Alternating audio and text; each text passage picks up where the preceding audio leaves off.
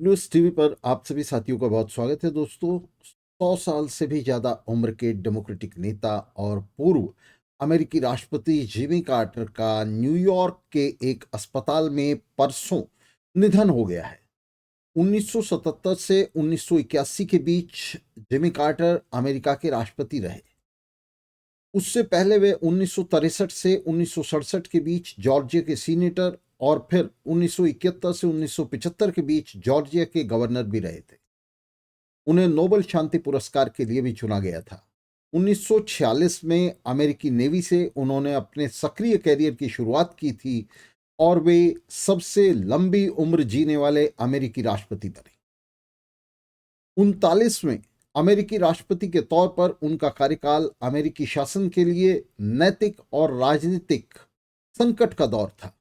पहले इथियोपिया और फिर वियतनाम युद्ध में हार और उसके बाद वाटरगेट जासूसी कांड के एक्सपोजर के बाद अमेरिका में निक्सन का रिपब्लिकन प्रशासन संकट में आ गया था।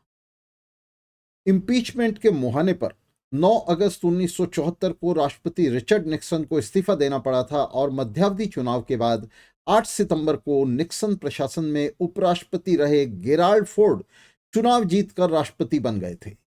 राष्ट्रपति बनकर उन्होंने रिचर्ड निक्सन को दोष मुक्त कर दिया था। इस दोष मुक्ति ने गेराल्ड फोर्ड को अमेरिकी जनता के बीच पूरी तरह अलोकप्रिय कर दिया। आम चुनाव में निक्सन फोर्ड की रिपब्लिकन पार्टी को सीनेट में 4 और कांग्रेस में 80 सीटों से हाथ धोना पड़ा था। इसके बाद अमेरिकी पूंजीवाद की सड़न इस तरह से खुलकर सामने आ गई थी। इस संकट के बीच 1976 के राष्ट्रपति चुनाव में फोर्ड चुनाव हार गया और डेमोक्रेटिक पार्टी के उम्मीदवार के तौर पर जिमी कार्टर पहले डेमोक्रेटिक पार्टी की उम्मीदवारी और फिर अमेरिकी प्रेसिडेंट का चुनाव जीत गए और 1981 तक वे निरंतर अमेरिका के राष्ट्रपति रहे। वियतनाम युद्ध में निक्सन प्रशासन की भागीदारी और साजिशों को लेकर अमेरिकी जनता के बीच भारी रोष था। इस आक्रोश के चलते सत्ता संभालते ही कार्टर को उन सभी अमेरिकी सैनिकों को माफी और रिहाई का ऐलान करना पड़ा जिन्होंने वियतनाम के खिलाफ पाशविक हिंसा में हिस्सा लेने से इनकार कर दिया था और जिन्हें निक्सन प्रशासन ने इसलिए भगोड़ा कहते हुए जेल में डाल दिया था। मगर कार्टर प्रशासन ने वियतनाम युद्ध में की गई अमानवीय हिंसा और युद्ध अपराधों के लिए रिपब्लिकन नेताओं और निक्सन प्रशासन के खिलाफ कोई कदम नहीं उठाया, कोई कार्रवाई नहीं की। यह महत्वपूर्ण दौर था जिसमें दुनिया बड़ी उथल पुथल से गुजर रही थी। मेरा कहने का मतलब है कि कार्टर का जो कार्यकाल था वो बहुत ही महत्वपूर्ण दौर था। अमेरिका और सोवियत संघ के बीच जारी शीत युद्ध में पश्चिम एशिया इन दो महाशक्तियों के बीच रस्साकशी का महत्वपूर्ण अखाड़ा बना हुआ था। अफगानिस्तान में दाऊद खान का तख्ता उलटकर 1978 में प्रो सोवियत पीडीपी ने सत्ता संभाल ली थी, जिसके बाद कार्टर प्रशासन ने सऊदी अरब और पाकिस्तानी सरकार और सेना की मदद से अफगान मुजाहिदीन गिरोहों को पीडीपी सरकार के खिलाफ हथियार बंद करना शुरू कर दिया था। मुजाहिदीन गुटों को सशस्त्र करने के लिए कार्टर ने CIA के जरिए अफगानिस्तान में बाकायदा ऑपरेशन साइक्लोन की शुरुआत की थी और इस पर लाखों डॉलर बहाने शुरू कर दिए थे। इस तरह अमेरिकी संरक्षण और मदद से तालिबान और अल-कायदा जैसे गिरोहों का जन्म हुआ था। बाद में सूडान से ISIS भी इनके साथ आ मिला था।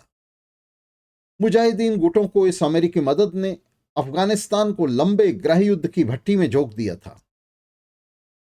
मध्य पूर्व में तेल कारोबार पर नियंत्रण करने के लिए कार्टर ने एड़ी चोटी का जोर लगा दिया था।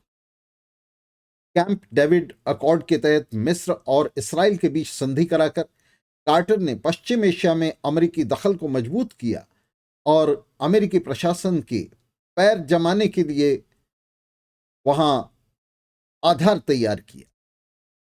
संयुक्त राष्ट्र आम सभा ने इन अकॉर्ड्स की कड़ी निंदा की थी, चूंकि महाशक्तियों ने मिलकर फिलिस्तीन के प्रतिनिधित्व के बिना ही उसका भी भाग्य और भविष्य इसमें तय कर दिया। अपने कार्यकाल में मध्य पूर्व में तेल कारोबार पर अमेरिकी पूंजीपतियों के एकाधिकार के लिए कार्टर ने भरपूर प्रयास किया। इसे लेकर बाकायदा कार्टर सिद्धांत सामने आया। कार्टर डॉक्ट्रिन के नाम से यह सिद्धांत सामने आया, जिसने क्यूबाई संकट के बाद 1969 में निक्सन प्रशासन द्वारा स्थापित बातचीत की नीति यानी डिटेंट का अंत कर दिया और सीधे अमेरिकी सैनिक दखल की अनुशंसा की, उसकी रिकमेंडेशन की। इस कार्टर डॉक्ट्रिन ने अनवरत युद्ध को पश्चिम एशिया पर और दुनिया के बाकी हिस्सों पर थोपना शुरू कर दिया। इसके बावजूद 2002 में जिमी कार्टर को समस्याओं का शांतिपूर्ण हल निकालने के लिए नोबेल शांति पुरस्कार के लिए चुन लिया गया। इस चुनाव से नोबेल कमेटी की पूरी तरह से पोल खुल गई। 1980 के राष्ट्रपति चुनाव में जिमी कार्टर को डेमोक्रेटिक पार्टी के भीतर उम्मीदवारी में तो सफलता मिल गई, लेकिन अपनी नीतियों के चलते वे राष्ट्रपति चुनाव में रिपब्लिकन उम्मीदवार रोनाल्ड रीगन के हाथ चुनाव हार गया।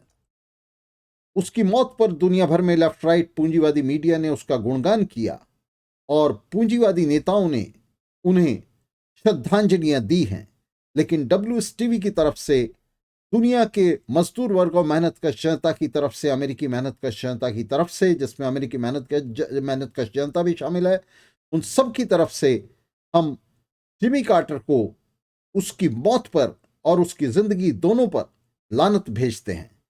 इसके साथ ही आपसे विदा लेता हूं दोस्तों, मिलते रहेंगे, इस संघर्ष को जारी रखेंगे। बहुत शुक्रिया दोस्तों साथ रहने।